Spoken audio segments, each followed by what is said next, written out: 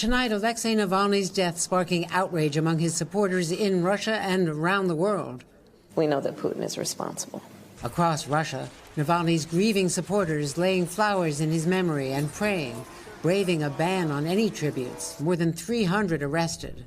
His mother trying to retrieve his body from the morgue and stop Russia from hiding evidence of possible murder. But she's told his remains are no longer there. His spokeswoman tweeting, "It's obvious they are lying and doing everything they can to avoid handing over the body." Thank you. Good to see you. Thank you. In an exclusive interview, I pressed Vice President Kamala Harris on this question, and also who's responsible for Navalny's death.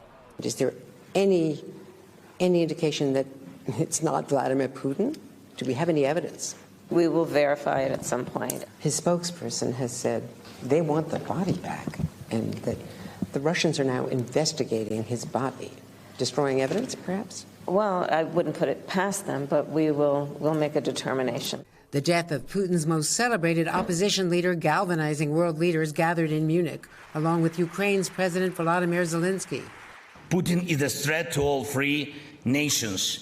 Putin is the monster who invaded Ukraine and killed thousands and thousands of people and kidnapped and deported at least tens of thousands of Ukrainian children. Harris meeting with Zelensky and promising the U.S. will send more weapons.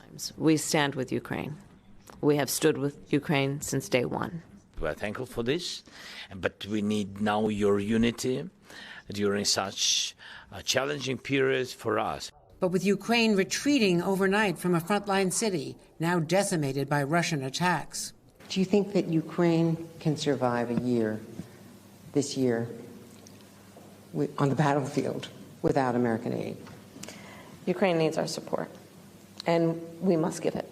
President, how are you? Tonight, Zelensky telling members of Congress from both parties that without more U.S. air defenses, Ukraine will keep losing ground. We need to do our part.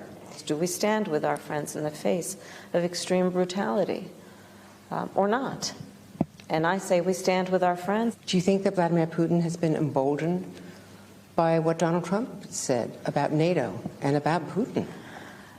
I mean, the idea that the former president of the United States would say that he, quote, encourages